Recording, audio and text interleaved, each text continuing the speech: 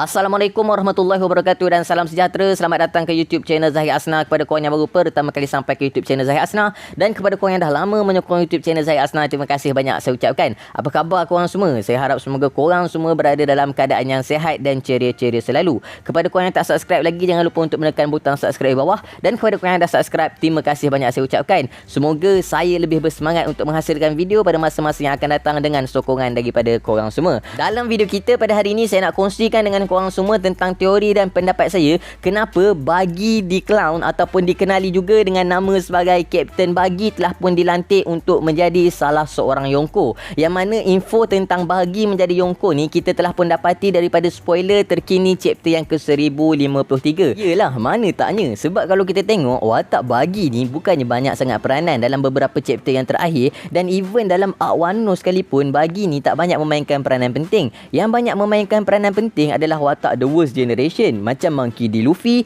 Eustace Captain Kidd, Trafalgar di Waterloo, Roro Noazoro, Scratchman Apo, X Drake dan juga Killer. Tapi kenapa Buggy ni pula yang tiba-tiba yang ditabalkan sebagai The Yonko ataupun The Emperor of the Sea? Kemunculan terakhir Kapten Buggy ni pun adalah pada saat sistem Shichibukai telah pun dimasukkan dan Marine telah pun dikerahkan untuk menangkap kesemua Shichibukai yang mana mereka ni telah pun diiktiraf kembali sebagai lanon-lanon yang liar. So Buggy the Clown ni pun masa tu tengah berusaha untuk melarikan diri dia ataupun untuk menyelamatkan diri dia daripada pihak Marine. So kalau kita tengok, tak ada apa sangat pun peranan yang dilakukan oleh Buggy the Clown ni yang ditunjukkan kepada kita untuk menaikkan martabat dia untuk menjadi salah seorang Emperor of the Sea. Tapi tiba-tiba dalam chapter yang ke-1053 nanti kita akan didedahkan bahawa 4 orang Yonko yang baru adalah watak Blackbeard Marshall D. Teach, Akagami no Shanks, Monkey D. Luffy, dan yang terakhir sekali adalah watak Buggy the Clown. Sedangkan syarat-syarat untuk menjadi seorang Yonko adalah seseorang itu mesti mempunyai kekuatan dan kuasa yang luar biasa seperti mana watak Whitebeard,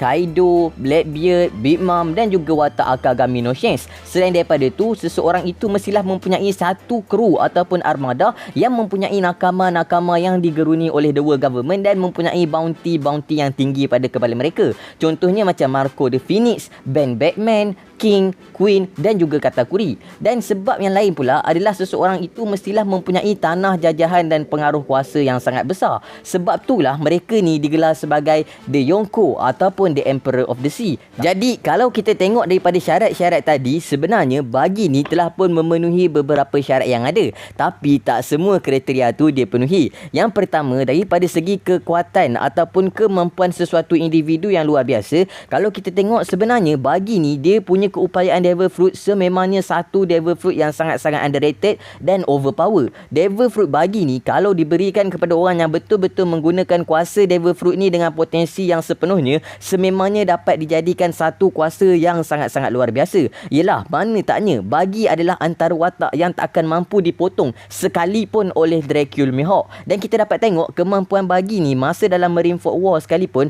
Buggy ni berjaya untuk melarikan diri daripada serangan ketiga-tiga admiral yang ada, iaitu Aokiji, Kizaru dan juga Akainu. Dan Buggy lah antara orang yang menyumbangkan sumbangan terbesar untuk menyelamatkan Luffy daripada Marineford War tersebut. Dan Buggy ni juga keupayaan paling besar yang dia ada tak lain dan tak bukan adalah nasib dia yang sentiasa bertuah. Tapi daripada segi kekuatan yang digunakan dan capability yang ada pada Buggy ni taklah setanding dengan kekuatan yang ada pada Shanks, Kaido, Blackbeard, Whitebeard dan juga Big Mom. Jadi untuk kriteria yang pertama ni, kita boleh katakan Buggy sebenarnya tak layak pun lagi untuk menjadi seorang Yonko. Tapi untuk kriteria yang kedua pula, iaitu mempunyai nakama yang hebat dan mempunyai bounty-bounty yang tinggi, sebenarnya kalau kita tengok sememangnya nakama ataupun crewmate Buggy adalah daripada golongan-golongan mereka yang merupakan pelarian daripada Impel Down. So kiranya crewmate Buggy ni memang merupakan orang-orang yang kuat dan mempunyai bounty-bounty yang tinggi pada kepala mereka,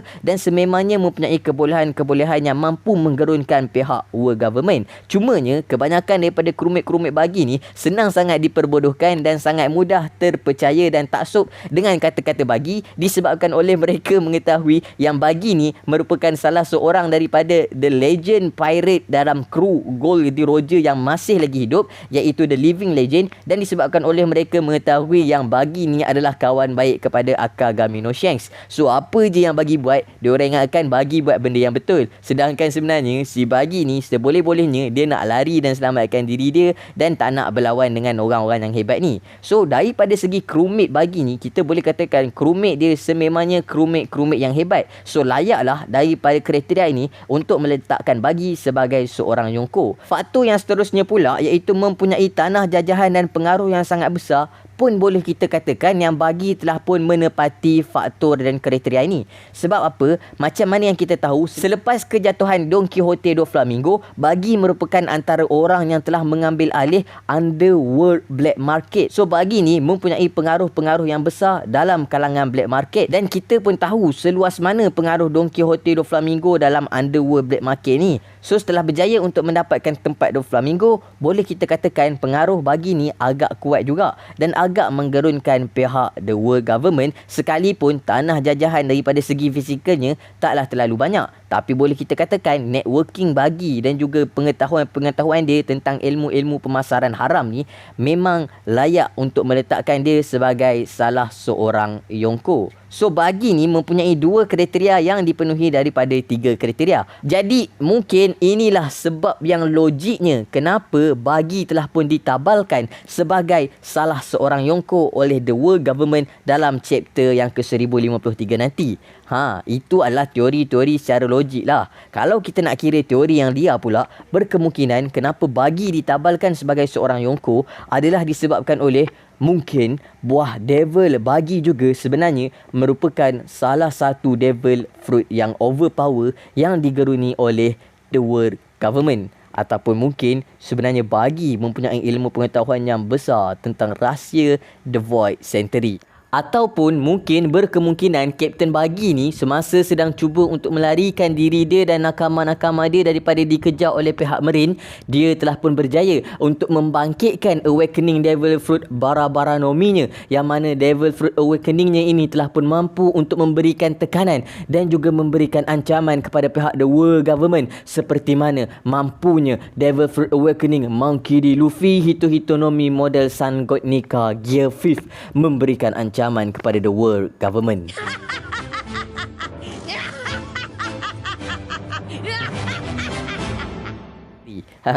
Untuk teori liar tu suka-suka je lah saya kongsi dengan korang semua. Saja je kan. Kot-kot mungkin ada yang terkena ataupun mungkin korang juga berfikir perkara yang sama. Jadi itulah saja yang saya nak kongsikan dengan korang semua dalam video pada kali ini. Kalau saya ada sebarang kekurangan dan kesilapan, saya minta maaf banyak-banyak. Dan kalau korang ada info-info yang lebih menarik, boleh je drop dekat ruangan komen di bawah. Semoga kita bertemu lagi dalam video yang akan datang, insya-Allah. Akhir kalam dari saya, tiada Tuhan selain Allah. Assalamualaikum warahmatullahi